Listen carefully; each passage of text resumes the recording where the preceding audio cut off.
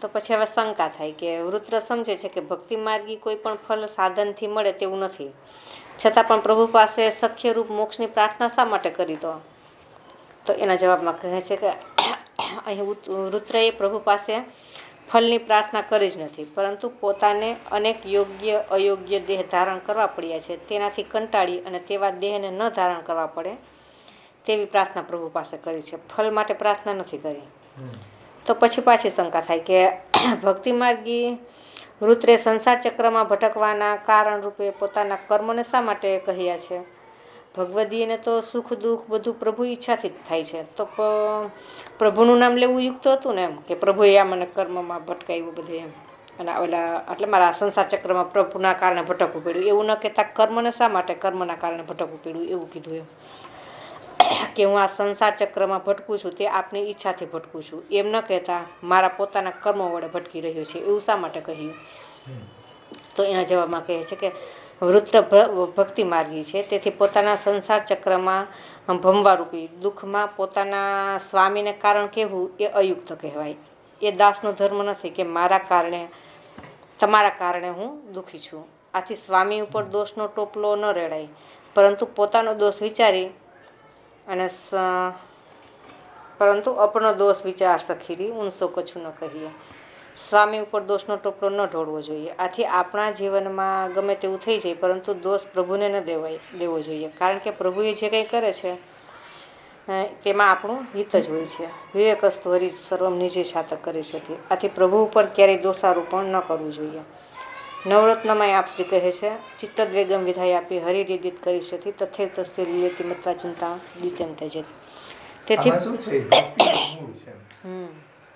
જ્ઞાનીઓના એવા પ્રસંગો આવે ભાગવતજીમાં, તો એ એમ કે ભાઈ તમે જ અમને બનાવ્યા, તમે જે બુદ્ધિ પ્રેરી એટલે અમે એવું કર્યું. નારદજી છે, બીજા ઘણા બધાના પ્રસંગમાં આવા જોવા મળે. કાલીનાગ હતો તો કાલીનાગની ઉપર ઠાકોરજીએ નૃત્ય કર્યું, તો કાલીનાગને ઠાકોરજીના ચરણારવિંદના સ્પર્શથી એના સ્વરૂપનું જ્ઞાન થઈ ગયું અને એને ભગવાનની સ્તુતિ કરી. લાસ્ટમાં એને ભગવાનને શરણ આવ્યો એટલે ભગવાનને પછી એને નૃત્ય કરવાનું બંધ કરી દીધું. ભગવાનને મનથી શરણ આવ્યો કારણ કે હારી ગયો, એના બધા ગાત્રો ઢીલા પડી ગયા. એની સ્તુતિમાં આવે કે ભાઈ પ્રભુ તમે જ અમને આવા બનાવ્યા, તામસ તો અમે શું કરીએ, આ ધંધો કરીએ. પછી દોષારોપણ એટલે પ્રભુ કરી દે ને. કીધું ભાઈ તમે જ અમને, હકીકત છે સાચી વાત છે, પણ એ ભક્તનો મૂળ નથી. સાચી વાત હોવા છતાં ભક્તનો મૂળ નથી. ભક્ત હોય તો એમ ના કે, ભક્ત હોય તેમ કે મારી ભૂલ, ભક્ત હોય તો શું કે ભાઈ મારી ભૂલ થઈ ગઈ કે મેં આ યમુનાજીને પ્રદૂષિત કરી વિષથી એમ. પણ એ કાલીનાગને સ્વરૂપ જ્ઞાન થઈ ગયું. સ્વરૂપ જ્ઞાન ન થાય ભગવાનની કૃપા વગર. જીવને પોતાના સ્વરૂપનું જ્ઞાન, ભગવાનના સ્વરૂપનું જ્ઞાન એ ભગવાનની કૃપાથી થાય. એટલે એની સ્તુતિમાં એને કીધું કે તમે મને તામસ બનાવ્યો તો હું કાર્ય આવું જ કરું, બીજું શું કરું. એટલે એમાં એનો દોષ નથી, એના એંગલ થી સાચો છે પાછો. પણ એ ભક્તનો મૂળ નથી. ભક્તનો મૂળ હોય તો એમ ના કહે, કારણ કે ભગવાને ખુદ ગીતાજીમાં કીધું કે મત્ત સ્મૃતિ જ્ઞાનમ અપોહનમ, મારા કારણે જ યાદ આવે છે, મારા કારણે જ બધે ભૂલી જાય છે. તો આપણે એમ ન કહેવાય ભગવાનને કે તમારા કારણે જ ભૂલી ગયો. યાદ આવ્યું તેમ કહેવાય કે તમારી કૃપાથી યાદ આવ્યું એમ. પણ એટલે ભગવાન કે છે એ સાચી વાત છે, એ તાત્વિક એંગલ થી બરાબર છે, પણ ભક્તનો એ ડ્યુટી નથી કે ભગવાન ઉપર દોષ રોકે કે ભાઈ તમારા કારણે ભૂલી ગયો, જો આજ શાકમાં મીઠું નાખતા ભૂલી ગયા તમારા કારણે, એવું ઈ ન કે મારી ભૂલ છે, મારું મન બીજે રખડતું હતું એટલે હું ભૂલી ગયો. દોષ ક્યાંય થયો હોય તો એ ભક્ત પોતાની ઉપર ઓઢી લે. કીધું ગીતાજીમાં સ્મૃતિ જ્ઞાનમ અપોહનમ, મારા કારણે યાદ આવે છે, મારા કારણે ભૂલાઈ જાય છે, ભગવાને જ કીધું એમ. પણ ભક્તનો મૂળ અલગ છે. ભક્ત દોષ થયો હોય તો પોતા ઉપર લઈ લે, અને કઈ સારું કાર્ય થયું હોય તો પ્રભુને, મારા કર્મના કારણે ભલે મારે ફરવું પડે પણ મને ભગવદીનો સંગ થાય. એટલે એને એમ નથી કીધું કે ભાઈ બધું ભગવાન ઈચ્છાથી મારા કર્મોમાં હું ભટકું છું એમ પ્રભુને પડે એવું નથી. હું મારા કર્મના કારણે ભલે ભટકું, એમાં મને કઈ વાંધો નથી. કેવી સરસ પ્રેરણા મળે જો આપણે એના. આ બહુ મીઠી વાત છે, એકદમ સૂક્ષ્મ વાત છે. આપણે સામાન્ય વાત શંકા એવી જ ઉઠાવી જો હરી રહી છે કે ભગવાન ઉપર એને દોષારોપણ નથી કર્યું. વૃત્રે સંસાર ચક્રમાં ભટકવાના કારણ રૂપે પોતાના કર્મને શા માટે કયા હશે? ભગવદીને તો સુખ દુઃખ બધું પ્રભુ ઈચ્છાથી જ થાય છે. તો પ્રભુનું નામ લેવું યુક્ત હતું ને, પણ પ્રભુનું નામ એને ન લીધું. મારા કર્મના કારણે ભલે હું ભટકું એમ. આ ભક્તનો મૂળ છે.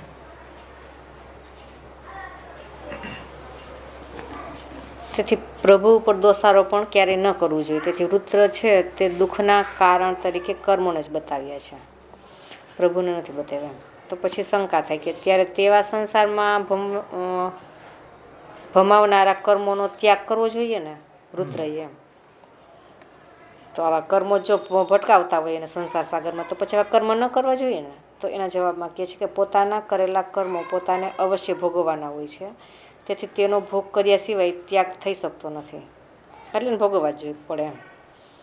ભોગવા વગર છૂટકો નથી, ત્યાગ થઈ શકતો નથી. તો પછી શંકા થાય કે કર્મો કરવા એ તો પોતાના હાથની વાત છે, તો પછી એવા દુઃખદાયક કર્મો કરવા શા માટે જોઈએ? સારા જ કર્મ કરવા જોઈએ ને. તો એના જવાબમાં કહે છે કર્મો ઘણા છે અને એક ક્ષણ પણ કોઈ કર્મ કર્યા સિવાય રહી શકતું નથી. આવું ભગવાન અર્જુનને ગીતાજીમાં કહે છે. તેથી પણ તેનો ત્યાગ કરવો જ પડે છે. એટલે કે કર્મ કર્યા વગર કોઈ રહી પણ શકતું નથી અને કર્મોને ભોગવવા પણ પડે જ છે. આથી આપણે ત્યાં સરસ ભોગ કરવો જ પડે છે. ભોગ કરવો જ પડે છે. એટલે કે કર્મ કર્યા વગર કોઈ રહી પણ શકતું નથી અને કર્મોને ભોગવવા પડે જ છે. આથી આપણે ત્યાં સરસ વિવેક છે કે જે કંઈ પણ કરીએ છીએ તે પ્રભુ પ્રીત્યર્થ કરવું, જેનાથી બંધન નથી થતું. તો પછી શંકા થાય કે સંસાર ચક્રમાં ભમાવનારા સાધનો એક રૂલ્સ બતાવ્યા કે ભાઈ કર્મ કરી ભોગવવું પડે. હકીકતમાં ભગવાન એને ઇન્ટરફિયર કરી શકે એ તો પણ ભગવાન ચાહે, ભગવાનની ઈચ્છા થાય કે નથી ભોગવવા તો નહીં ભોગવાવડાવે.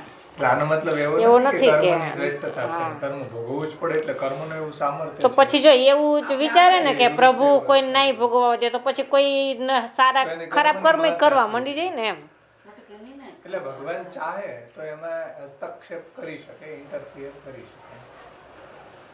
સમજે ને? જેમ માનો કે ઓલા સ્વપ્ન દ્વારા કેટલા બધા એની ફાંસીની સજા અપાવી દીધી, સ્વપ્ન દ્વારા ઉકેલી દીધી. કોઈને ભોગવ્યો નથી. અજામિલાથી દોષણો નાશકોનું ભવે છે. અજામિલી ક્યાં ભોગવે? હા, એને તો ભગવાન કઈ નથી ભોગવ્યું. ભગવાન ચાહે તો એને લેટ ગો કરી શકે. એવું ભગવાનનું સામર્થ્ય સ્વીકાર્યું છે. અને ભોગવવા જ પડે એવું આપણે કોઈ કર્મવાદી નથી. સમજાણું ને? અહીંયા એક તાત્પર્ય એ સમજવાનું છે કે એટલે બે બેલેન્સ રાખવું જોઈએ એમ કે કર્મ તમે એવા ખરાબ કરો ને પછી એમ થાય કે હવે ભગવદ ઈચ્છાથી નહીં ભોગવવા પડે, તો એવું નથી. કર્યા હોય એટલે તેનાથી બચતા રહ્યા અને એવું નથી કદાચ થઈ ગયું એવું કર્મ તો ભગવાન એવું નથી કે ભોગવા આવે. જેમ ક્યારેક ભગવાનની એવી ઈચ્છા હોય તો નહીં, કર્મનો આશ્રય નહીં કરવો જોઈએ, ભગવાનનો આશ્રય કરવો જોઈએ. કર્મની બલવત્તા નથી, ભગવાનની શ્રેષ્ઠતા છે. ડિપેન્ડેન્ટ ભગવાન ઉપર રહેવું જોઈએ. કદાચ થઈ ગયું તો એ ભગવાન છે બચાવવા વાળા અને કદાચ અને કરવાય ના જોઈએ એમ કે એવું નથી કે.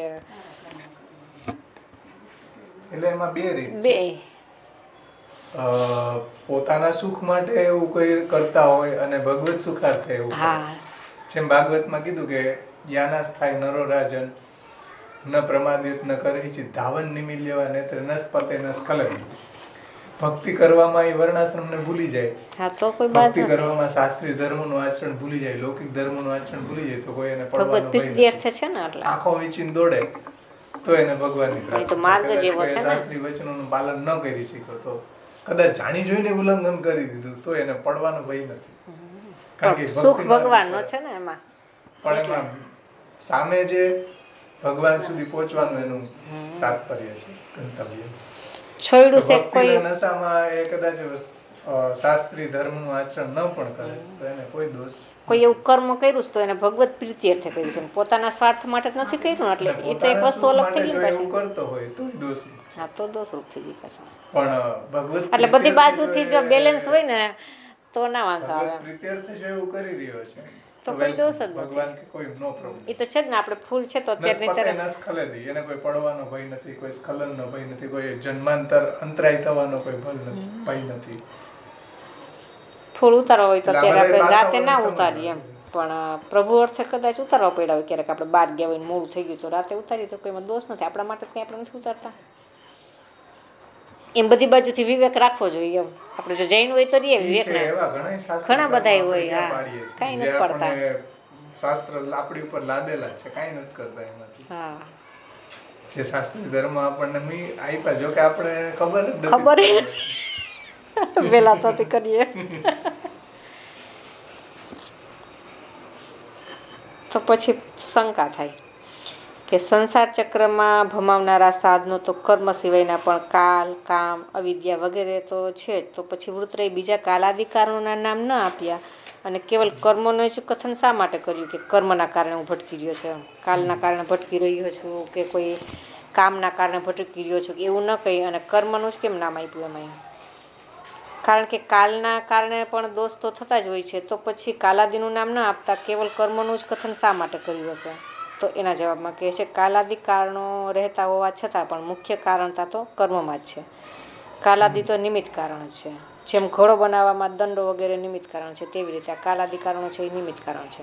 એટલે કાલ એનો કઈ મહત્વનો ભાગ નથી ભજવતો, મહત્વનો ભાગ કર્મ જ ભોગવે. એ તો છે. કાલ તેમાં સપોર્ટિંગ છે ખાલી. અત્યારે કાલ તો છે જ ને, કલી કાલ તો એવું થોડું છે કે કાલ હોય એટલે બધા એવું જ કર્મ કરે. હા, કાલાદીમાં એમ આવા કાલમાં ભગવદ ભજન કરવું હોય તો થાય અને ખરાબ કર્મ કરવું હોય તો થાય જ ને બધું એમ. એટલે મુખ્ય કારણ કર્મ થયું ને, એટલે કર્મને બતાવ્યું. તો પછી શંકા થાય કે પહેલાં કરેલી વ્યવસ્થા પ્રમાણે શ્લોકના પૂર્વાર્ધમાં પુષ્ટિ મર્યાદા મોક્ષની પ્રાર્થના વૃત્રએ કરેલી છે, પણ પ્રાર્થનાવાચક એટલે કે પ્રાર્થનાને કહેનારો ભૂયા એટલે કે થાવો એવા પદનો પ્રયોગ નથી કર્યો. એનું શું કારણ હશે? એટલે ભૂયાત એટલે કે આવું મોક્ષ મને થાવો જેમ એવું ભૂયાત મોક્ષ એમાં નહીં, આવું ભૂયાત પદ નથી આપ્યો એમ. અહીંયા પાછળ પુષ્ટિ મોક્ષ છે ને, એમાં ભૂયાત પદ આપ્યું જ. જનેસુ સખ્યમ સંસાર ચક્રે ભ્રમત સ્વકર્મભી ભૂયાત એટલે પુષ્ટિ મોક્ષમાં આપ્યો છે પદ. મર્યાદા મોક્ષની પ્રાર્થના વૃત્રએ કરેલી છે. હા, પણ પ્રાર્થનાવાચક પ્રાર્થનાને કહેનારો ભૂયાત થાવો એવો પદનો પ્રયોગ નથી કર્યો. ત્યાં ઉપર મર્યાદા મોક્ષમાં નથી કર્યો એવો. એનું શું કારણ છે? એટલે કે શ્લોકના પૂર્વાર્ધમાં હા ઉપરની લાઈનમાં નથી કર્યો. નીચે ભૂયાત કીધું. હા, ના તો ભૂયાત એટલે પુષ્ટિ મોક્ષમાં ભૂયાત પદ કીધું છે, મર્યાદામાં નથી કીધું. સંસાર ચક્રે ભ્રમત સ્વકર્મભી ભૂયાત એમ નથી કીધું. ઉપર ટૂંકમાં ભૂયાત મર્યાદા માર્ગી મોક્ષમાં મને આ પ્રાપ્ત થાવ એમ નહીં, એમ નથી કીધું, પણ પુષ્ટિ માર્ગી મોક્ષમાં એને કીધું. તો એનું શું કારણ? તો એના જવાબમાં કહે છે કે પહેલા અડધા શ્લોકમાં પ્રાર્થેલો પુષ્ટિ મર્યાદા મોક્ષ છે, તે બીજા અડધા શ્લોકમાં પ્રાર્થેલા પુષ્ટિ મોક્ષ કરતા ગૌણ એટલે કે ઉતરતો છે એવું જણાવવા માટે પૂર્વાર્ધમાં ભૂયાત એટલે કે થાવો એવો પ્રાર્થનાવાચક પદનો પ્રયોગ નથી કર્યો. વૃત્ર કહે છે કે મર્યાદા મોક્ષ ઉતરતો છે, આથી મારે નથી જોઈતો, પણ પુષ્ટિ મોક્ષ જ જોઈએ છે. તો પછી શંકા થાય કે એટલા પ્રશ્નોત્તરથી સંપૂર્ણ અર્ધ શ્લોકનું તાત્પર્ય શું નીકળ્યું? કૃપા કરીને કહેશો? તો હરિરાયજી કહે છે કે જેમાં સ્વતંત્રતાને હાનિ ન પહોંચતી હોય, તેમજ જેમાં પ્રભુના ગુણોનું સભાજન કરવાનું મળતું હોય અને જે સંસાર ચક્રમાં ભ્રમણ કરતાં ભગવદીની કૃપાથી જ મળી જતું હોય એવું જે ભગવદીનું સખ્ય છે તે પુષ્ટિ મર્યાદા મોક્ષ છે, અને તે જ સંપૂર્ણ અડધા શ્લોકનો સંક્ષિપ્ત અર્થ થયો. તો કહે છે કે આપે પુષ્ટિ મર્યાદા મોક્ષ કહ્યો, હવે પુષ્ટિ મોક્ષ કહો એમ કહે. તો પછી કહે છે કે બંને પ્રકારના મોક્ષ સજાતી છે, સમાન જ છે. એમાં દ્વિતીય પુષ્ટિ મોક્ષ કહેવાને માટે પહેલાં આભાસમાં આચાર્ય ચરણો કહે છે કે આ ઉત્તરાર્ધમાં બીજો પુષ્ટિ મોક્ષ કહેવામાં આવે છે. પુષ્ટિ મોક્ષ અને મર્યાદા મોક્ષ બંને સજાતી એટલે કે એક જ જાતના છે, અર્થાત બંને ભક્તિ માર્ગી છે અને બંને સમાન જ છે. ભક્તિ માર્ગી છે બે. સજાતીનો મતલબ ભક્તિ માર્ગી છે. મર્યાદા ભક્તિ અને પુષ્ટિ ભક્તિ, પણ ભક્તિ તો બેમાં છે ને, એટલે સજાતી છે. એટલે ભક્તિ માર્ગી છે. ભક્તિ માર્ગી હોવાને કારણે સજાતી છે. બંને પ્રકારના મોક્ષ પ્રભુના અનુગ્રહથી જ મળે છે, તેથી સજાતી છે. એટલે મર્યાદા માર્ગી મોક્ષ ભગવાનની અનુગ્રહથી જ મળે છે અને પુષ્ટિ માર્ગી મોક્ષ ભગવાનને અનુગ્રહથી મળે, એટલે એ સજાતી છે. મર્યાદા મોક્ષ છે તે અનુગ્રહ મિશ્રિત મર્યાદાથી પ્રાપ્ત થાય છે, એટલે કે એમાં થોડુંક મર્યાદાનું મિશ્રણ છે. જ્યારે પુષ્ટિ મોક્ષ મર્યાદાથી ન મળી શકે, કેવળ અનુગ્રહથી જ મળી શકે છે, તેથી સજાતી છે. હવે સ્વરૂપ સંબંધી લીલારૂપ વૈષ્ણવી માયાની ઉત્તમતા કહે છે. તે સાંભળો કે હે નાથ, સંસાર ચક્રમાં મને ભગવદ ઈચ્છાથી કુટુંબ આસક્તિ ન થાવો, પરંતુ આપની લીલારૂપી માયા વડે મારી કુટુંબમાં આસક્તિ થાવો. એટલે કે વ્યામોહિકા માયા વડે મને કુટુંબ આસક્તિ ન થાવો, પણ વૈષ્ણવની માયા વડે કુટુંબ આસક્તિ થાવો. કારણ કે આપની લીલારૂપી માયા વડે જે કુટુંબમાં આસક્તિ થાય છે તે જ ખરેખર મોક્ષરૂપ ફળ છે. અને શ્લોકમાં જે તવ માયા એવું ન કહેતા ત્વન માયા એવું કહ્યું છે. એનાથી સ્પષ્ટ થાય છે કે પૂર્વાર્ધમાં કહેલા મર્યાદા મોક્ષ કરતાં પુષ્ટિ મોક્ષની વિલક્ષણતા છે. તો પછી શંકા થાય કે ત્વન્માયા એવો સમાસ કર્યો છે, એનાથી શું સ્વાસ્થ્ય નીકળ્યું, એનું સ્વારસ્ય શું નીકળ્યું? તો કહે છે કે ત્વન્માયા એવો સમાસ પ્રભુ અને માયાનો સંબંધ, સ્વરૂપ સંબંધ દર્શાવે છે. અને જે સ્વરૂપ સંબંધીની માયા છે તે લીલારૂપ કહેવાય છે, અને તે સ્વરૂપ સંબંધ કરવામાં જ મોહ કરે છે. સ્વરૂપ સંબંધ કરાવવામાં એટલે પ્રભુને પ્રાપ્તિ કરાવવામાં એ સહયોગી છે. માયા એટલે કે આ વૈષ્ણવી માયા, તેથી જ મોક્ષ થાય છે. એટલે કે આ વૈષ્ણવી માયા છે તે ભગવત સ્વરૂપ સંબંધી મોહ કરે છે, ભગવત સેવામાં ઉપયોગી સ્ત્રી, પુત્ર, ઘર વગેરેમાં મોહ કરે છે. એટલા માટે ત્વન માયા એવો સમાસ કર્યો છે. અર્થાત તે વૈષ્ણવી માયા તારનારી છે. અને બીજી જે વ્યામોહિકા માયા છે તે તો પ્રભુના સ્વરૂપ સંબંધીથી, તેથી તેઓ સંબંધીની નથી. નથી.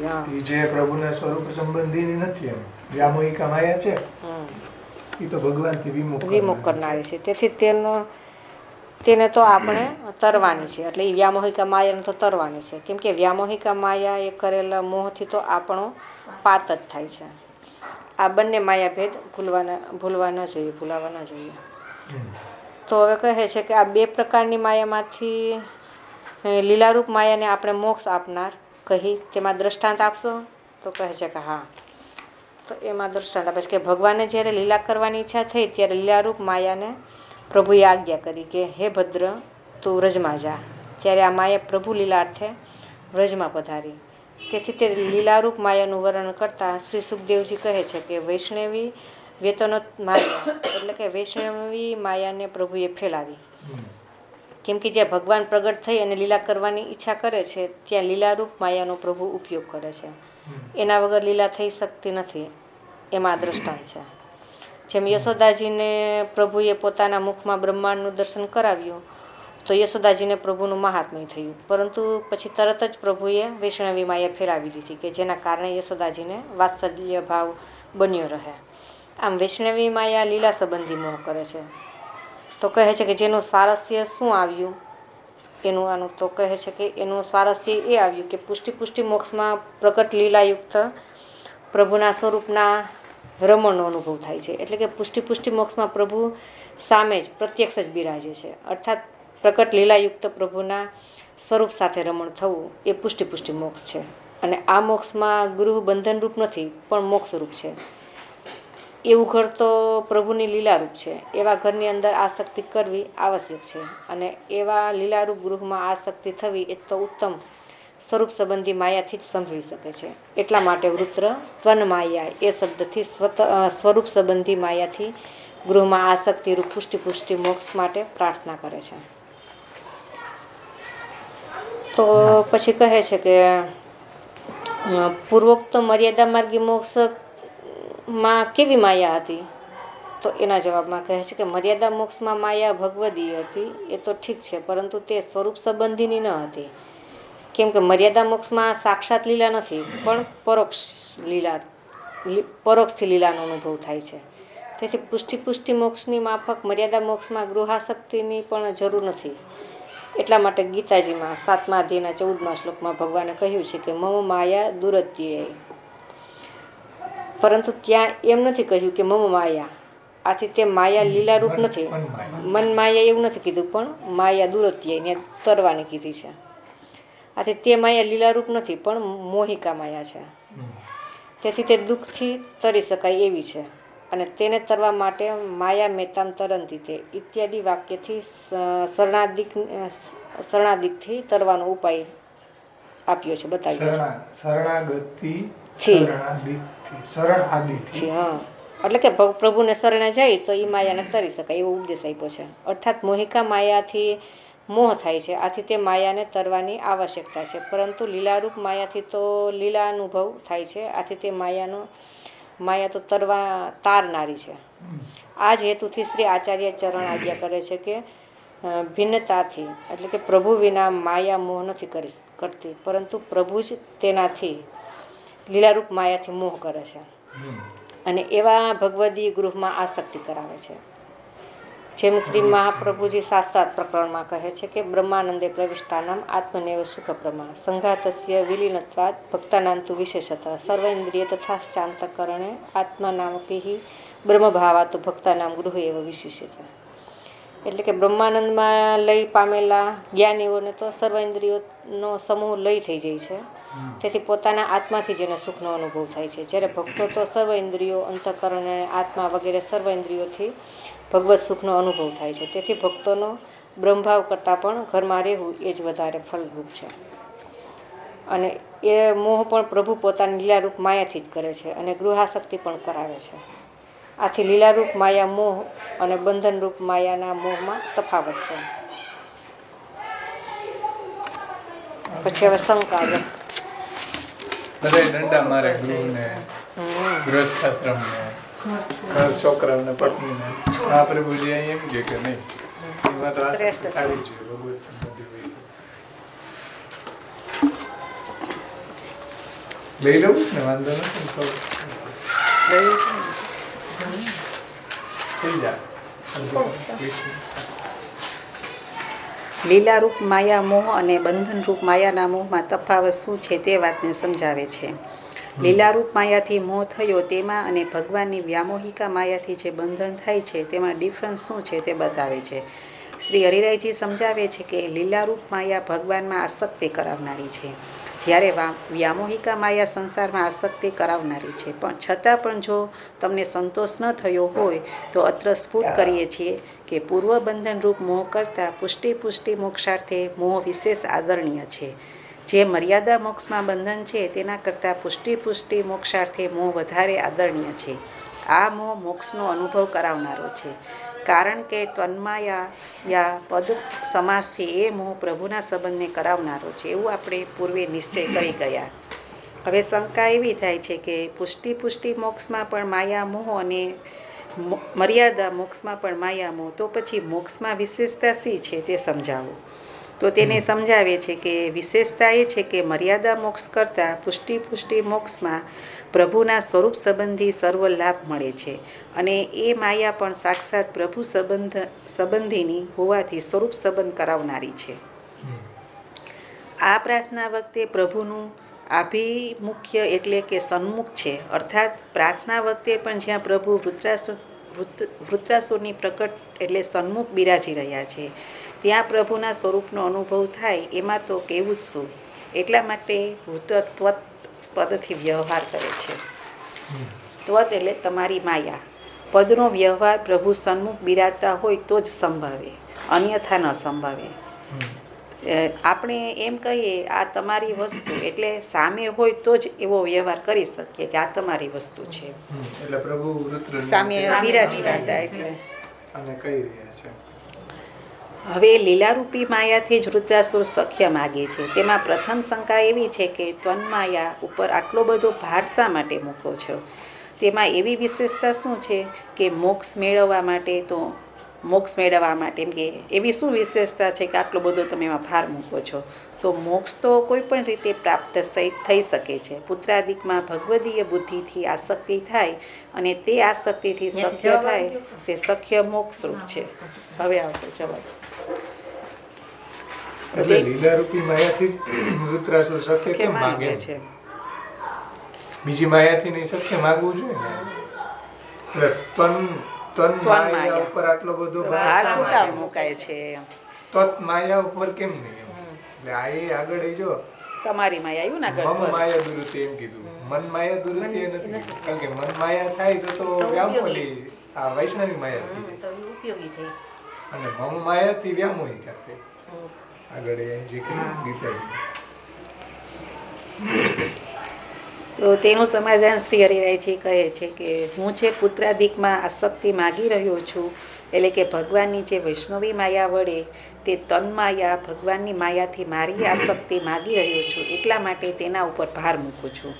તમારા કહેવા મુજબ લીલારૂપ માયા વિના ગમે તે રીતે પુત્રાધિકમાં મારે આસક્તિ જોઈતી નથી, કારણ કે તમે કહો છો તે સખ્ય સંસાર ચક્ર ભમતા એવા મને ભલે થાઓ કે એવું પૂર્વાર્ધમાં મર્યાદા મોક્ષરૂપ વખતે કહેવાયું છે, પણ તેમાં મારી અનન્યતા તૂટી જશે અને એવું સખ્ય મર્યાદા મોક્ષરૂપ હોવાથી મને અપેક્ષિત નથી. તેથી મારે લીલારૂપ માયાથી પુત્રાધિકમાં જે આસક્તિરૂપી મોક્ષ છે તે જ જોઈએ છે. તે દ્રષ્ટાંત દ્વારા સમજાવે છે કે અત્ર હું હિરણ્યકશિપનું દ્રષ્ટાંત આપે છે. જેમ ભગવાને પોતાની અવતાર ધારણ કરવાની ઈચ્છા થઈ, તેથી હિરણ્યકશિપુ વગેરેની દેવગતિથી પ્રહલાદ વગેરેમાં પુત્રરૂપે આસક્તિ થઈ. એટલે હિરણ્યકશિપુને પ્રહલાદમાં ખૂબ જ પ્રેમ હતો. જ્યારે તેમને ગુરુ પાસે શિક્ષા એટલે કે ભણવા માટે મોકલ્યા, ત્યારે તેને પણ ખોડામાં બેસાડીને પૂછે છે, બેટા શું ભણો છો? એટલે પહેલાં હિરણ્યકશિપુને પુત્રમાં આસક્તિ હતી. પુત્ર વાત્સલ્યરૂપ સખ્ય પણ તેના ઉપર થયું. પ્રહલાદ પ્રત્યે હિરણ્યકશિપુને જે સખ્ય કે આસક્તિ હતી, તેનાથી હિરણ્યકશિપુને શું ફાયદો થયો? ભગવદીય પુત્રમાં સખ્ય હોવા છતાં પણ તેમાં કંઈ ફેરફાર કે સુધારો ન થયો. એમ કે એને ભગવદીય સખ્ય થયું, પણ તો એનાથી એનો ફાયદો શું થયો? એમ કે હિરણ્યકશિપુને એમ આવા સખ્યથી કંઈ પણ ઉત્તમ ફળ ન થયું. તેથી કહું છું કે મારે હિરણ્યકશિપુ જેવી કુટુંબમાં આસક્તિ ન થાય, પણ ભગવાનની લીલારૂપ માયાથી મારી આસક્તિ કુટુંબમાં થાવ. એટલે હિરણ્યકશિપુને લૌકિક આસક્તિ હતી. હિરણ્યકશિપુ પણ પૂર્વજન્મમાં ભક્ત જ હતા. ભગવત પાર્ષદ એટલે પ્રભુના દ્વારપાલ હતા. શાપથી જ અસુર બન્યા હતા. હું પણ પૂર્વજન્મમાં ભક્ત હતો અને અત્યારે અસુર છું. તેથી મારી પ્રાર્થના હિરણ્યકશિપુ જેવી ભગવાન વખતે માની લે એવી બીકથી હું એવા સખ્યની ચોખ્ખી ના પાડું છું. એટલે વૃત્ર ઘસી ના પાડી રહ્યા છે કે મને જે હિરણ્યકશિપુ એ ભક્ત હતા ને એને જે હતું એવી માન નથી જોતું સખ્ય એમ. એટલે પ્રહલાદ ભગવદી જ હતા, પણ ભગવદીમાં લૌકિક આસક્તિ. ભગવદી પુત્રમાં ભગવદી આસક્તિ ભગવાનના કારણે આસક્તિ હોત તો કઈ વાંધો નતો. પણ જેમ આપણે કેમ આપણો છોકરો હોય ને, હવે એમાં એ ઠાકોરજીની સેવામાં ઉપયોગી છે કે ભગવદ ગુણગાન કરે છે, એ એંગલથી આપણી એમાં આસક્તિ થાય તો એ વૈષ્ણવી માયાથી આસક્તિ થઈ કહેવાય. પણ ભગવદી પુત્રમાં આપણી સાંસારિક આસક્તિ હોય તો એ આસક્તિ હિરણ્યકશિપુ જેવી આસક્તિ સમજવી.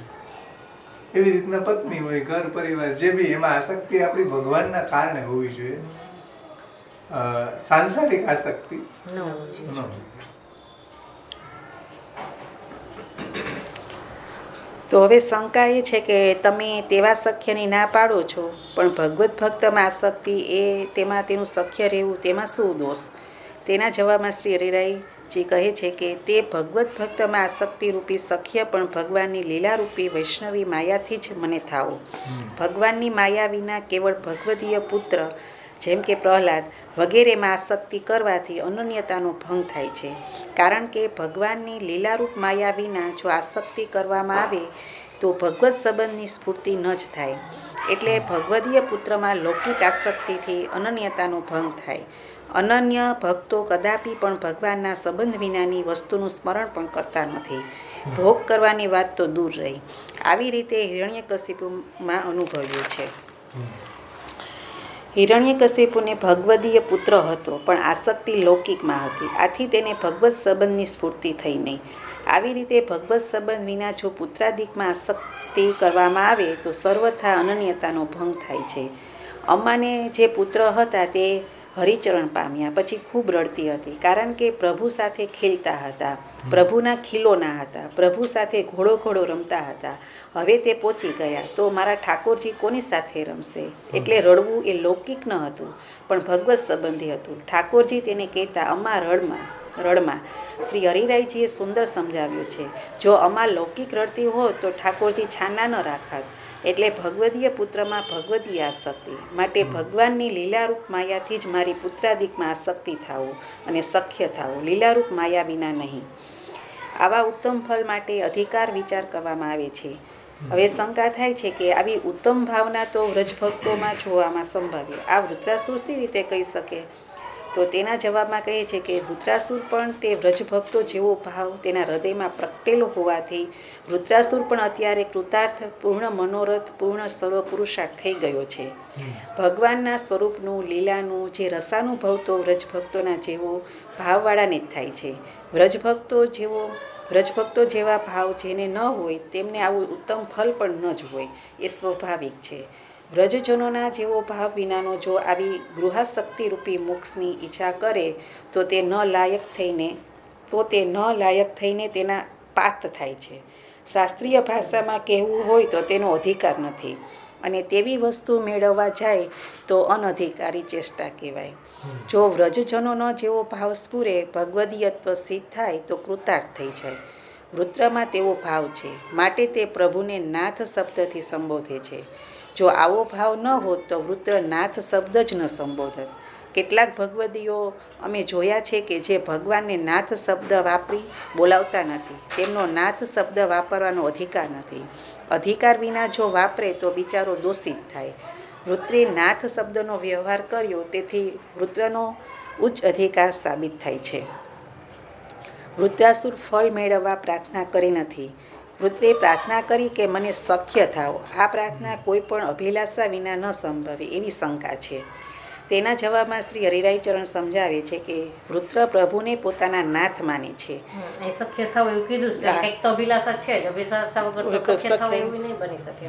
એટલે પ્રાર્થના તો કરીને એમ કહો કે એનો હાવ નિરુપધિક છે એવું તો નથી. એમ મને શક્ય થાવ, આ પ્રાર્થના કઈ પણ અભિલાષા વિના તો થઈ ન શકે. એટલે કંઈક ને કંઈક તો છે જ અભિલાષા. એના જવાબમાં હરિરાયજી સમજાવે કે વૃત્ર પ્રભુને પોતાનો નાથ માને છે, પોતાના સ્વામી માને છે. પછી પણ જે સખ્યની પ્રાર્થના કરી છે તે ભક્તિના સિદ્ધાંતને ઓળખાવનારી છે, જ્ઞાન કરાવનારી છે. પુષ્ટિ મોક્ષમાં ભગવદીય થવું એ જ પરમ પુરુષાર્થરૂપ છે. ભગવદીયત્વેન સમાટતા સર્વાર્થા. પરિસમાપ્તા સર્વાર્થા. ભાગવત પુરાણ 5:6-17. ભગવદીય બની જવું તેમાં સર્વ પુરુષાર્થો સિદ્ધ થઈ ચૂક્યા છે. આ ઉત્તમ ભગવદીયનું લક્ષણ છે. આ રીતે થવું તે તેના સખ્યથી સંભવે એવું જણાવવાની પુત્ર આ પ્રાર્થના કરી રહ્યા છે. મોક્ષ મેળવવા પણ માયા સહાયક છે. આ તો મને આશ્ચર્ય ઉત્પન્ન કરે છે કે મોક્ષમાં પણ માયા અને તેના કાર્યના સંબંધવાળા સાહિત્યનો, એટલે કે ઘર, પુત્ર, ધન, પતિ, પત્ની, પરિવાર વગેરેમાં પણ ઉપયોગ મોક્ષ મેળવવા માટે થાય, તો એ શું આશ્ચર્ય ઉત્પન્ન કરે એવું નથી? તો આવી શંકા છે. તો શ્રી હરિરાયચરણ સમજાવે છે કે પુષ્ટિ મોક્ષની એ તો વિલક્ષણતા છે, એ જ એની અદ્ભુતતા છે કે જેમાં માયા અને માયાના સાહિત્યો સર્વથા અનુકૂળ ભગવદ્ ભજનમાં રહે છે. કેવી રીતે અનુકૂળ રહે તો તે સાંભળો. અત્ર આશય છે કે મર્યાદા માર્ગીય મોક્ષમાં તો કેવળ મોક્ષનો જ અનુભવ થાય છે. બધી ઇન્દ્રિયો તેમાં લય થઈ જાય છે. ધર્મ, અર્થ, કામ આ પુરુષાર્થ ત્રયના નહીં, બલકે એ પુરુષાર્થ ત્રય વિરુદ્ધ ભાષે છે. પુષ્ટિ મોક્ષમાં તો માયાના સાહિત્યો સર્વ રીતે અનુકૂળ છે એવું સૂચવવા વૃત્ર આત્મા, દેહ, પુત્ર, સ્ત્રી, ગૃહમાં આસક્તિ માગી રહ્યા છે. કારણ કે આ બધું સાહિત્ય ભગવાનના ભજનમાં એકદમ ઉપયોગી છે. માયા અનુક્રમે એટલે કે દેહાધ્યાસ, પ્રાણાધ્યાસ, અંતઃકરણધ્યાસ, ઇન્દ્રિયાધ્યાસ, આ 4 અધ્યાસથી 4 પ્રકારના પુરુષાર્થ સિદ્ધ કરે છે. તેમાં પણ દેહાધ્યાસથી ધર્મ, અર્થ, કામ અને મોક્ષ આવા 4 પુરુષાર્થોને સાધે છે. કારણ કે માયાને કારણે અધ્યાસ થાય. એવી રીતે ઇન્દ્રિયાધ્યાસથી, એવી જ રીતે પ્રાણાધ્યાસથી, એવી જ રીતે અંતઃકરણધ્યાસથી. તેમાં પ્રથમ દેહાધ્યાસનું વર્ણન કરે છે. આ અધ્યાસોમાં દેહાધ્યાસથી ધર્મ સિદ્ધ થાય છે. અહમ હરે તવ પાદે કમૂલ. જો દેહાધ્યાસ ન હોય તો ધર્મ પાળવામાં અધિકાર ન રહે. હું કૃષ્ણનો દાસ છું, હું કૃષ્ણનો સ્વામી છું એવું દેહાધ્યાસને કારણે કહે. દાસ છું, પછી હું કૃષ્ણનો સ્વામી છું. સ્વામી ક્યાંથી થઈ ગયા? મારા સ્વામી. મારા સ્વામી છે બરાબર. મજા આવી. તમે બાકી કાંઈ વાત નથી. બસ આવી મારે પૂરો એવું ટીકડા કરશે બીજું. ઈ તો તમે જોઈ નથી ગયા ને કેના એટલે એમ બોલતી હતી. તમને સાંભળો છો ને કેમ હું બાવા કૃષ્ણનો કેમ ને એક ગિરધરલાલ આવે કે તમે આવજો હું પધારીશ. બાબાને એમ કીધું. ભૂલ કારણ કે એની કઈ ટેવ પડી ગઈ. તમે પધારજો હું આવીશ એમ નહીં. તમે તમે આવજો આવજો હું ઉપર પધારીશ. ધરીશ. થઈ જાય એવી હેરાફેરી ક્યારેક. વાંધો નહીં. જોકું આવી ગયું હશે મને લગતા એવું હશે એવું ન હોય. લખાઈ ગયું હું કૃષ્ણનો દાસ છું. હું કૃષ્ણનો દાસ. કૃષ્ણ મારા સ્વામી છે. બરાબર. એવું દેહાધ્યાસને કારણે કહી રહ્યા છીએ, કારણ કે ધર્મ માત્ર દેહને ઉદ્દેશીને કહેવામાં આવે છે. અર્થ સિદ્ધ પણ દેહાધ્યાસથી જ થાય છે.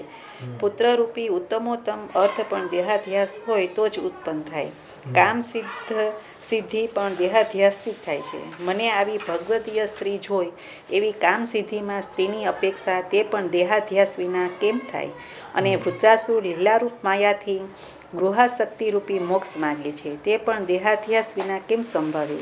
માટે દેહાધ્યાસથી જ ચારે પુરુષાર્થ સિદ્ધ થશે. ભગવાનની લીલારૂપી માયાથી ભગવદ્ લીલામાં ઉપયોગી સર્વ પદાર્થો છે એવી ભગવદ્ બુદ્ધિથી તે પદાર્થોમાં આસક્તિ થાય છે. તે આસક્તિથી ભગવાનમાં આપણે પ્રપંચ ભૂલીને ભગવાનની દ્રઢ આસક્તિ એ નિરોધ. આ ભગવદ્ લીલારૂપી ગૃહ છે જેમાં પ્રભુ બિરાજે છે. જેમાં ભગવદીય પુત્ર સ્ત્રી પતિ છે એવા ગૃહમાં ભક્ત રહી રહ્યો છે. તેમાં ભગવદ્ લીલાનો આંતર અનુભવ કરે છે. આ જ ભક્તની સર્વોત્કૃષ્ટ દશા છે. માટે મોક્ષમાં લઈ થઈ બ્રહ્મભાવ થાય એની અપેક્ષાએ આવા ભક્તોના ગૃહ ભગવદ્ લીલા અનુભવથી ઉત્કૃષ્ટ હોય. એમાં તો કેવું જ શું? ઘરમાં રહીને ભગવત સેવા કરવી એ બ્રહ્મભાવ રૂપી મોક્ષ કરતાં પણ શ્રેષ્ઠ છે. બ્રહ્મભાવ કરતાં ભગવત ભક્તોના ગૃહની અધિકતા સમજાવો. તો તેના જવાબમાં શ્રી હરિરાયચરણ સમજાવે છે કે બ્રહ્મભાવમાં તો મોક્ષ વિના અન્ય એટલે કે બીજા પુરુષાર્થનો અનુભવ નથી. વાણી પ્રભુનું ગુણગાન કરે, મન આપનું સ્મરણ કરે, કાયા આપની સેવા કરે, આવો ધર્મ સિદ્ધ ન થાય. પરંતુ ભક્તના ગૃહમાં ચારેય પ્રકારના પુરુષાર્થનો અનુભવ છે. બ્રહ્મભાવમાં સર્વ ઇન્દ્રિયોનો લય થઈ જાય છે. ત્યારે ભક્તના ગૃહમાં તો સર્વ ઇન્દ્રિયો ભગવાનની અલૌકિક સુંદર લીલાનો અનુભવ કર્યા કરે છે. માટે બ્રહ્મભાવ કરતાં ભક્તના ગૃહો સર્વ રીતે શ્રેષ્ઠ છે. તેથી અલૌકિક દેહ પ્રાપ્ત થઈને નિજ અંતરંગ ભક્તોની સાથે પ્રગટ થયેલા પ્રભુની અખિલ પુરુષાર્થરૂપ લીલાનો આંતર રમણાત્મક અનુભવ કરવો તેનું નામ છે પુષ્ટિ મોક્ષ. અને તેને જ વૃત્ર માગી રહ્યો છે. બસ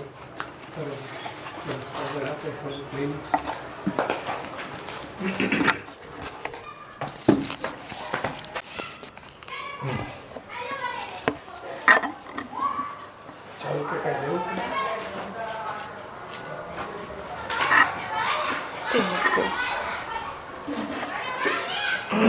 બ્રહ્મભાવ કરતા પણ મેં પૂછ્યા શંકા થાય છે કે બ્રહ્મભાવ કરતાં પણ પુષ્ટિમાર્ગી મોક્ષની ઉત્તમતા દર્શાવી, પણ મને ગૃહાશક્તિને મોક્ષરૂપ કહેવામાં જરા સંકોચ થાય છે કે ચિત્તની આસક્તિને સંસારરૂપ કેમ ન કહેવી, અને જે સંસારરૂપ કહેવાય તેને મોક્ષત્વ સી રીતે કહેવું?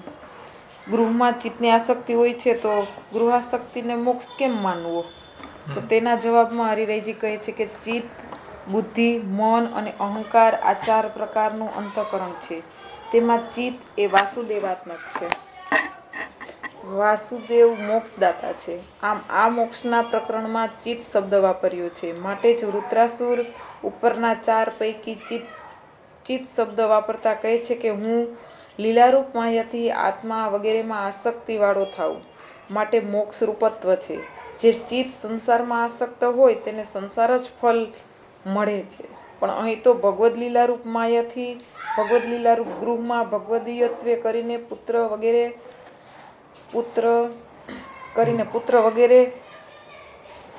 પુત્રાદિકમાં અથવા પુત્ર વગેરે માં વાસુદેવાત્મક ચિત્તની આસક્તિ તે સાક્ષાત મોક્ષરૂપ છે. એટલે કે ચિત્ત વાસુદેવાત્મક છે અને વાસુદેવ મોક્ષના દાતા છે. તેથી વૃત્રએ અહીં મન, બુદ્ધિ, અહંકાર નહીં કહેતા ચિત્ત શબ્દ મૂક્યો છે કે ચિત્તની આસક્તિ એ મોક્ષરૂપ છે. તેમાં સંસાર આસક્તિ ક્યાં રહે? ચિત્તસ્ય કીધું, મન અંતઃકરણ છે એમને કીધું, કારણ કે ચિત્ત છે એ વાસુદેવ, કારણ કે અંતઃકરણ છે મન બુદ્ધિ, મન અનિરુદ્ધ છે, ચિત્ત વાસુદેવ રૂપ છે. એ રીતે શાસ્ત્રમાં સમજેવા ચારે અનિરુદ્ધ, પ્રદ્યુમ્ન, વાસુદેવ અને શંકર. એટલે અહીં ચિત્તસ્ય કેમ કીધું એનું રહસ્ય હરિરાયજી સમજાય. ચિત્ત એટલે કીધું ચિત્ત વાસુદેવ મોક્ષ જ છે. એટલે કેટલી આમ એની સંગતિ બેસાઈ હરિરાયજી. ખાલી ચિત્ત શબ્દ મૂક્યો એના ઉપરથી કેટલું સરસ સમજાવ્યું. તેમાં સંસાર આસક્તિ ક્યાં રહી? ક્યાંય જ નહીં. તેમજ આ મોક્ષ પ્રકરણ ચાલે છે.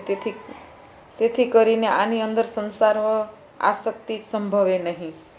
તો શંકા થાય છે કે વૃત્રે ભગવાનની માયાથી ઉત્પન્ન થયેલી આસક્તિ માત્ર માગી તો ઠીક, પરંતુ તેની સાથે ભગવાન માયા વિનાની કેવળ આસક્તિ ન થાવો એવું નિષેધ વચન શા માટે માગ્યું?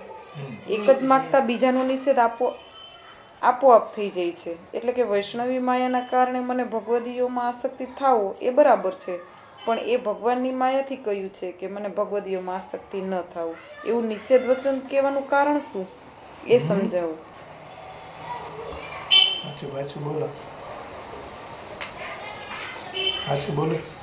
એટલે કે અહીં શંકા થાય છે કે ભગવાનની માયાથી ઉત્પન્ન થયેલી આસક્તિ વૃત્રએ માગી છે એ તો ઠીક છે, પરંતુ તેની સાથે ભગવાનની માયા વિનાની કેવળ આસક્તિ ન થાવું એવું નિષેધ વચન શા માટે માંગ્યું છે?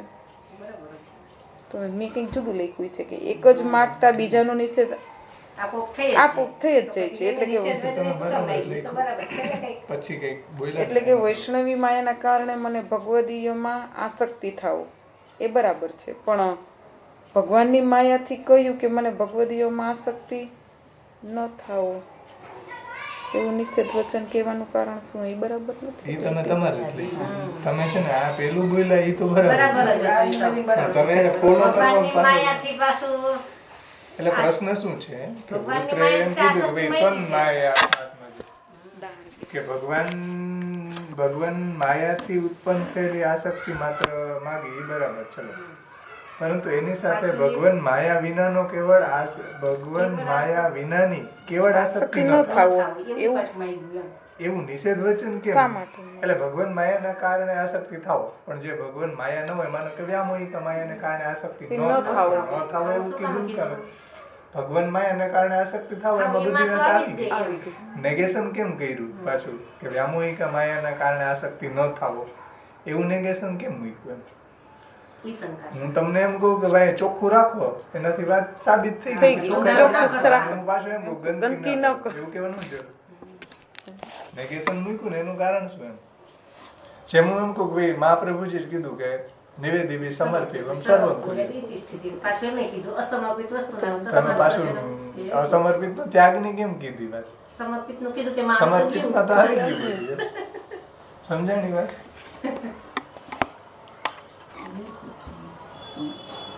તમે લખ્યું?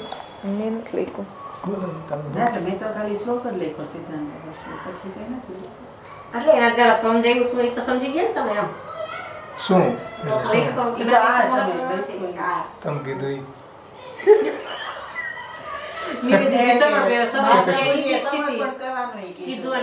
અસમર્પિતને છોડવાની.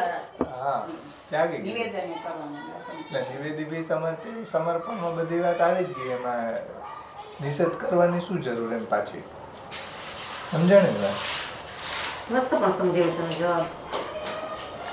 એટલે ઓલું પાછળનું જે તમે લખ્યું છે ને એમાં કઈક પ્રોબ્લેમ છે. માયાથી કહ્યું તમે આ બોલ્યા ને એનો ટોન થોડોક સુધારવો છે કે ભાઈ ભગવાન માયા વિનાની કેવળ આસક્તિ ન થાવ.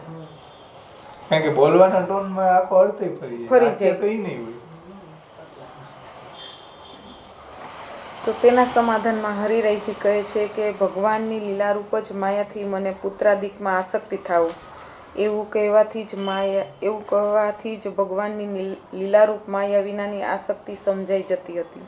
તો પણ વૃત્રને એમ લાગ્યું કે જેને સ્પષ્ટ ના કહી હોય તે કબૂલ કર્યું કહેવાય. એ ન્યાયથી વૃત્ર સ્પષ્ટ ના ન કહી હોય તે કબૂલ કર્યું કહેવાય. એ ન્યાયથી વૃત્ર ન ભૂયાત લખ્યો છે પણ કોઈ લખ્યું છે ના ન કહી હોય તો ના ન કહી હોય તે કબૂલ કર્યું કહેવાય. એ ન્યાયથી વૃત્ર ન ભૂયાત કહી નિષેધ કરે છે કે ભગવાનની માયા વિનાની કેવળ આસક્તિ ન થાવું. ભગવાનની જે વૈષ્ણવી માયા છે તેના કારણે જ આસક્તિ થાય તે મને થાવું. આથી અહીં સ્પષ્ટતા કરી છે. તો શંકા થાય કે ન ભૂયાત કહીને નિષેધ ન કર્યો હોત તો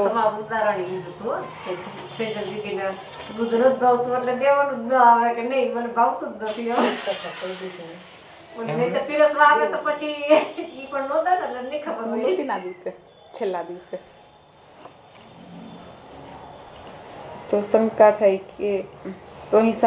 કે ન ભૂયાત કહીને નિષેધ ન કર્યો હોત તો શું નુકસાન થાત? તો તેના સમાધાનમાં હરિરાયજી કહે છે કે ભગવાનની માયામાં મોહકત્વ અને લીલારૂપત્વ ઉભય રહેલા છે. તેથી પુત્રાદિકમાં ઉભય પ્રકારની આસક્તિ થઈ જાય તો ભગવાન તે ભક્ત સાથે ક્રીડા ન કરે. ભગવાન કેવલ લીલારૂપ માયા વિના કદાપી ક્રીડા ન જ કરે. એટલે કે વૈષ્ણવી માયાથી ભગવાન ક્રીડા કરે છે. જો એ ન હોય તો ભગવાન ક્રીડા કરતા નથી. આવી રીતે લીલારૂપ માયા વિનાની લૌકિક આસક્તિથી ક્રીડામાં અડચણ આવે. તેથી વૃત્ર સ્પષ્ટ ના કહે છે. એટલે નેગેશન કરવું જરૂરી છે. હું તમને એમ કહું ભાઈ ચોખ્ખાઈ રાખો, એનો મતલબ શું થયો? ભાઈ ચોખ્ખાઈ રાખો. હવે નેગેશન ન કર્યું તો એમાં તમે ભેગી ગંદકી કરો. આ બાજુ ચોખ્ખાઈ રાખો ને અહીંયા ગંદકી કરો. પણ એને બે રીતે કેવું પડે, ભાઈ ચોખ્ખાઈ રાખવી અને ગંદકી ન કરવી. નેગેશન કરવું. નહીતર શું થશે? બહુ સરસ શબ્દ મૂક્યો કે નહીતર શું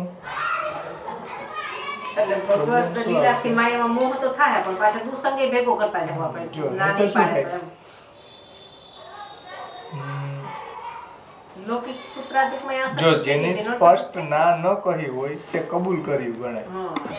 એટલે કે એને ગમે છે, ટૂંકમાં એ ગમે છે એમ. ના ન કહ્યું હોય સ્પષ્ટ ના ન એટલે એમાં કબૂલ્યું. આમ એમ થાય કે એને ગમતું હશે. તમારું ઉદાહરણ લીધું હતું કે બધે પ્રસાદ લેવા બેઠા હોય તો પછી સેજુ જિંદગી મારું દૂધ જોતું જ નથી, એને પીરસવાનું જ ના આવે. બાકી ભાવતું હોય ને તો આપણે તાઈ કરવા જઈએ, લ્યો થોડુંક લ્યો, અને તાઈ કરવાની જ ના આવે. એટલે કપડું ઉપર કે નહીં જ બે વસ્તુ જોઈએ. અસમર્પિતનો ત્યાગી એને નિવેદી બી સમર્પી સર્વમ કુર્યાદિતિ સ્થિતિ કહેવાનું હોય અને અસમર્પિતનો ત્યાગી કેવો. પણ નહીતર શું થાય?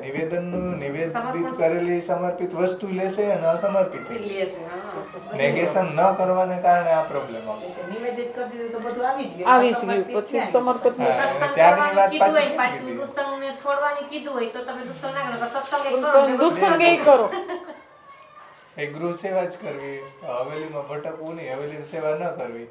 આપણે એને બે કેવું પડે. હું એમ કહું કે ગૃહ સેવા કરવી, પણ નેગેશન ન કર્યું તો અહીંયા કરીએ ને વાય કરીએ, પ્રોબ્લેમ ઈ આવી જાય સીધી. પાછી માં અડચણ રૂપ થાય ને, જે આપણે કરીએ છે એમાં અડચણ આવી જાય.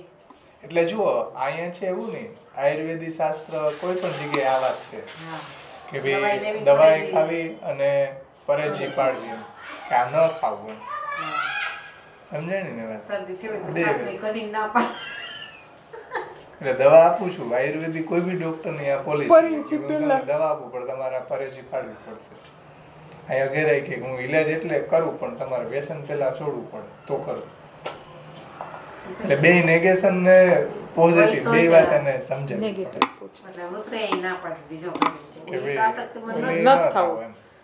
અને આ જ થાવું આ ન થાવ બે વાત સમજાવી દીધી.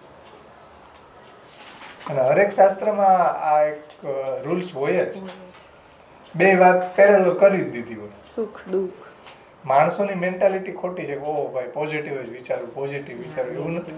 શાસ્ત્ર બે વિચારે જે વસ્તુને છોડવી છે વિચાર્યું હોય તો ઓને અનુભૂતિ થાય ને. તમે ગુલામ નહીં બની જાવ પોઝિટિવ ને. જ્યાં નેગેશન જોવાનું છે ને જોવું પડે, નહીંતર તમે ફસાઈ જશો. કારણ કે જ્યાં મહાપ્રભુજી ખુદ બતાડ્યું કે આનો એનામાં સમ નહીં ક્યારેક ઓછા કરવાનો. એટલે 25 માર્કનું પેપર હોય ને તો 22-23 આવ્યો હોય ને 22 હું એમ કહું કે કેમ આજે તો ઓછા આવ્યા તો ના પોસ્ટર પર કે ના મારા છોકરાને હારા જ હોય કે તારે એમ કહેવાનું ને મેં કેમ આવ્યા હોય તો કહેવાનું જોઈએ ને કેમ નહીં કહેવાનું ઓછા હોય તો ઓછા જ કહેવાના હોય એટલે બે શાસ્ત્ર બે વાત સાબિતી ને બતાવે. પછી એમ બહુ કહેતા હોય પોઝિટિવ જ રાખવાનું એમ મેં કીધું નહીં એવું કંઈ ના હોય નેગેટિવ હોય તો કેવું જ પડે ને એમાં શું ધ્યાન નવાય છે હા એવું છે શાસ્ત્ર બે વાત કરે. તો કોઈ સુધરે જ નહીં મેં કીધું એમ કંઈ નહીં તો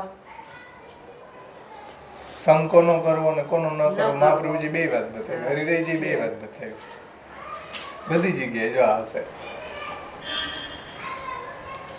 ચલ ભેદ તમે વાંચો તેમાં સ્પષ્ટ બતાવ્યું કે ભાઈ નીચા ગાનો જીવન સંગ નહીં કરવો. હા અને જે રાગા જ્ઞાનાદિ નાશનમ તદા લેનમ ઇત્યુક્તમ સ્વાનંદોદ્ગમ કારણમ એવા જે ભગવત ભક્તો છે એનો સંગ કરો, આનો નહીં કરવો. બે પેરેલલ સમ છે બધી જગ્યાએ. ચલો આગળ. લૌકિક આસક્તિથી શ્રી યશોદાજીને પણ બહિર્મુખત્વ થયું છે.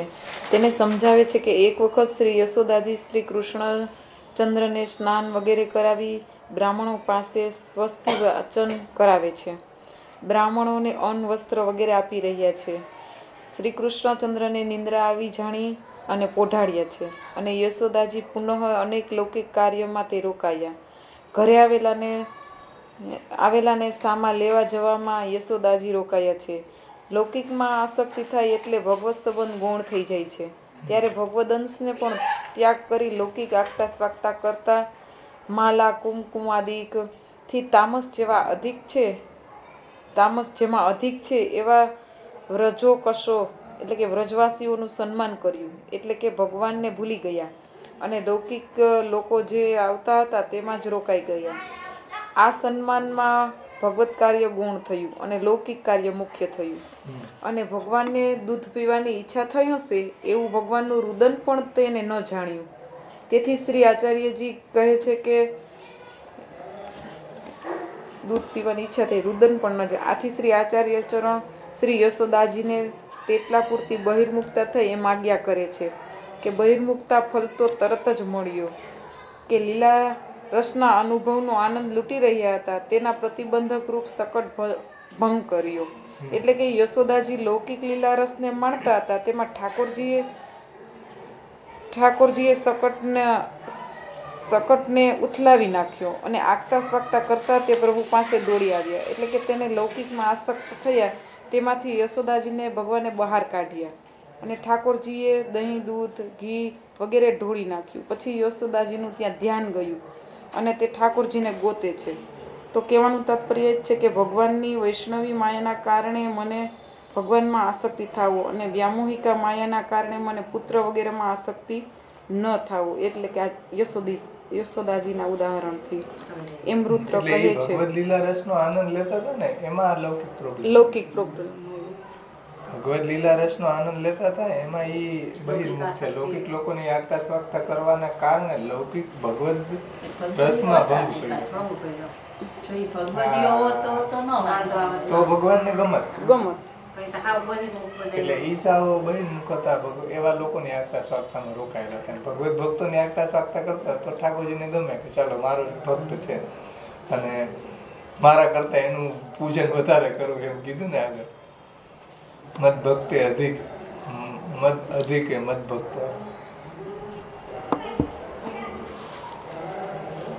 વગેરેમાં આસક્તિ ન થાવ એમ રુદ્ર કહે છે. અને લૌકિક આસક્તિને કારણે યશોદાજીને પણ બહિર્મુક્તા આવી છે. તેથી ન ભૂયાત શબ્દથી અહીં નિષેધ કરી રહ્યા છે.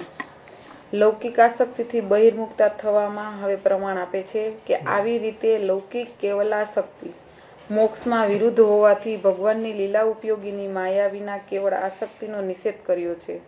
ત્રિવિધ નામાવલીમાં સકટ ભેદ બાલા ચરિત્રાય નમઃ એવું બાલચરિત્રનું 30મું નામ છે. તેની વિવૃત્તિ કરતા શ્રી ગોકુલ ઉત્સવજી કહે છે કે સાક્ષાત ભગવાનને ત્યજીને અન્ય આસક્તિ જરૂર અનુચિત છે, માટે જ આપે સકટ ભંગ કર્યો. અને શ્રી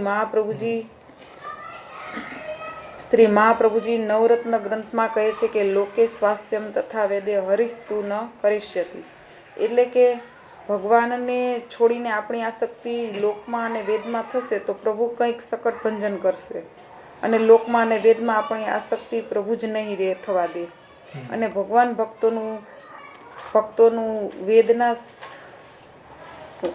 ભગવાન પોતાના ભક્તોને વેદમાં અને લોકમાં સ્વાસ્થ્ય જ નહીં થવા દે.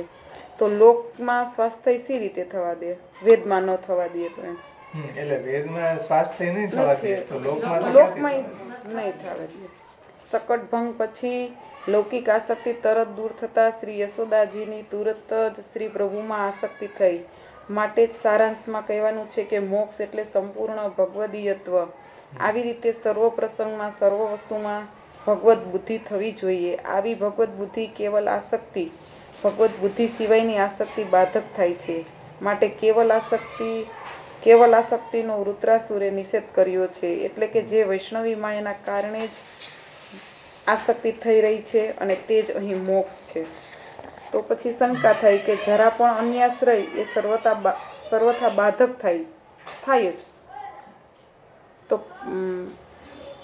અન્યાશ્રય સર્વથા બાધક થાય જ, પણ પ્રભુ કૃપાળુ છે તેથી તે દૂર નહીં કરી દે એવી શંકા થાય. તો તેના સમાધાનમાં કહે છે કે હવે હું તમને આ સર્વ સંદર્ભ ઉપરથી પુષ્ટિ મોક્ષનો અર્થ કહું છું કે આ સર્વે સંદર્ભો ઉપરથી પુષ્ટિ મોક્ષનો અર્થ એ થયો કે સંસારમાં રહેવા છતાં કર્મ સંબંધ વિના કેવળ પ્રભુના સંબંધથી જ આપની સ્વરૂપ સંબંધીની માયા વડે ગૃહમાં જ લોક વેદાતીત શુદ્ધ પુષ્ટિ માર્ગીય પ્રભુ સ્વરૂપ સાથે સર્વલીલાનો અનુભવ કરવામાં ભક્તને સ્વાતંત્ર્ય પ્રાપ્ત થવું તેને જ અહીં પુષ્ટિ મોક્ષ કહેવાય છે.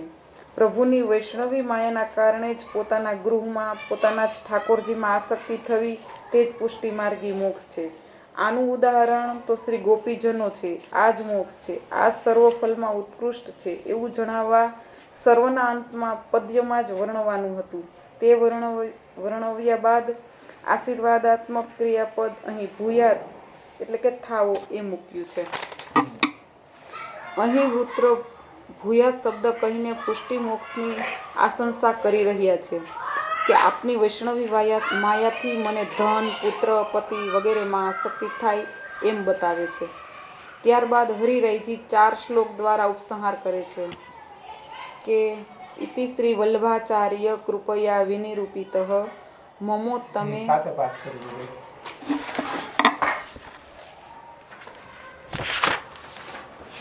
શ્લોકન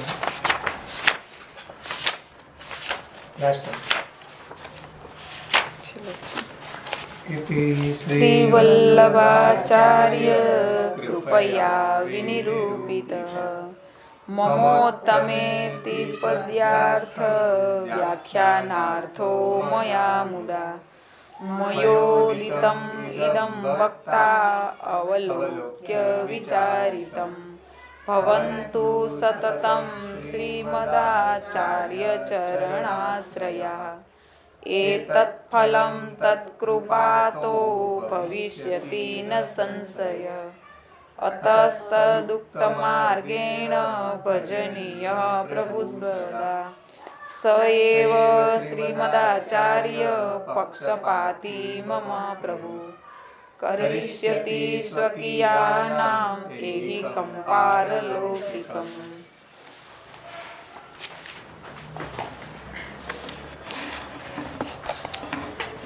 આ પ્રમાણે શ્રી આચાર્ય મહાપ્રભુજીની કૃપાથી આ મમોત્તમ શ્લોક જનેષુ સખ્યમ સંસાર ચક્ર ભ્રમતઃ સ્વકર્મભિ ત્વન્માયયાત્માત્મજ દારગે સ્વાસક્ત ચિત્તસ્ય નનાથ ભૂયાત.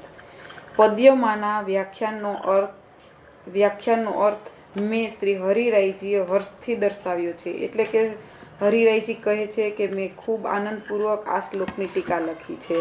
એ પ્રથમ શ્લોકમાં કહે છે, મારા વિચારી કહેલા વિવેચનને વિચારીને જે ભક્તો નિરંતર શ્રીમદ આચાર્ય ચરણમાં આસક્તિવાળા થાવો.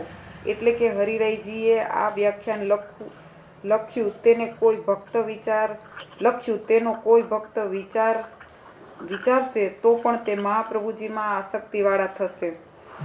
શિક્ષાપત્રમાં પણ હરિરાયજી વારંવાર કહે છે કે મહાપ્રભુજીમાં દ્રઢ આશ્રય રાખવો, કેમ કે મહાપ્રભુજીની વાણીમાં જો દ્રઢ આશ્રય હશે તો પુષ્ટિ માર્ગનું રહસ્ય સમજી શકશું અને ઠાકોરજીની પ્રાપ્તિ પણ શીઘ્ર જ થશે, એવું આ બીજા શ્લોક દ્વારા સમજાવે છે.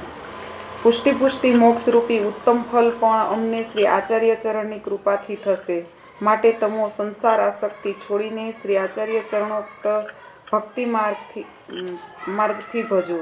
જેમ વૃત્રએ આગળ કહ્યું કે માં થાવો ના થાવો એમ કહ્યું છે, તો અહીં હરિરાયજી કહે છે કે લૌકિક આસક્તિ છોડીને ભગવાનનું ભજન કરો અને પુષ્ટિ મોક્ષ ભગવાનનું ભજન કરો તો જ પુષ્ટિ મોક્ષની અનુભૂતિ થશે અને એ પણ મહાપ્રભુજીની કૃપાથી થશે. એમાં 3જા શ્લોકથી કહે છે, તે જ મારા પ્રભુ શ્રી આચાર્ય ચરણ ભક્તનો પક્ષ લેનારા છે. તે પોતાના ભક્તનું એહિક અને પારલૌકિક ઉભય સિદ્ધ કરશે. જો આપણે શ્રી મહાપ્રભુજીના અનન્ય બનીને રહીશું તો હરિરાયજી એમ કહે છે કે મારા પ્રભુ મારા આચાર્યજી ભક્તોના પક્ષપાતી છે અને આ લોકમાં પરલોકમાં ભજનાનંદની પ્રાપ્તિ આપ જ કરાવશે. આ પ્રકારે શ્રી મહાપ્રભુજી શ્રી ગુસાઈજીના ચરણ કમળની જે અનુરાગ છે, પરાગ છે, જે રથ છે, તેનો અનુરાગી શ્રી હરિરાયજી વિરચિત આ મમોત્તમ શ્લોક જનેસુ એ 4થા શ્લોકના પદ્ય વિવરણથી ઉપરની ટિપ્પણીનો અનુવાદ અહીં સારી રીતે સંપૂર્ણ થયો, એમ શ્રી હરિરાયજી આ શ્લોક દ્વારા કહે છે. માફ કરજો. બહુ સારો પ્રયાસ કર્યો બધાએ, ખરેખર બહુ આનંદ આવ્યો. મારા કરતા સારું અધ્યયન કર્યું તમે. એવું કયો મહાવ કઈ એવું તો તમે પ્રશ્ન પૂછ્યો સભાજન કરવામાં આનંદ આવ્યો. ચલો આનંદ હોય બરાબર, પણ બહુ સારી તૈયારી સારી કરી તમે, એકદમ નિષ્ઠાથી કરી. એમ વેકેશનમાં સાર્થક કર્યું તમારું.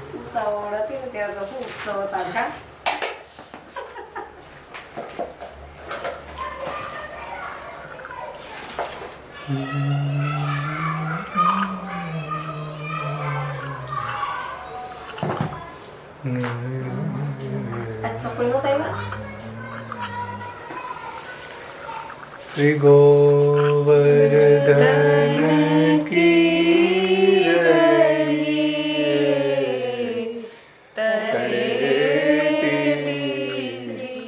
શ્રી ગોવર્ધન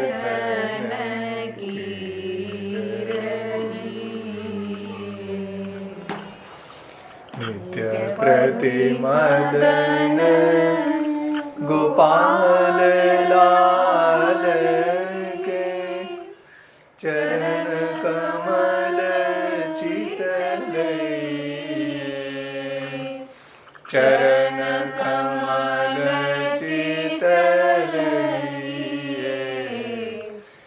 તળેટી શ્રી ગોવર્ધન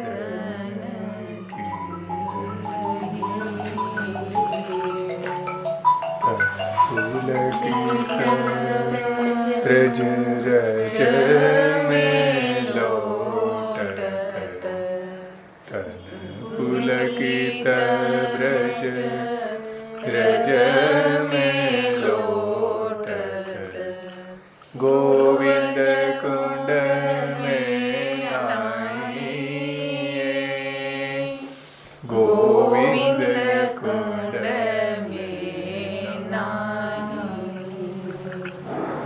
रसिक प्रीतम हित चित की बात श्री गिरधारी जी सो कहिए, श्री गिरधारी जी सो कहिए तड़ेटी श्री गोवर्धन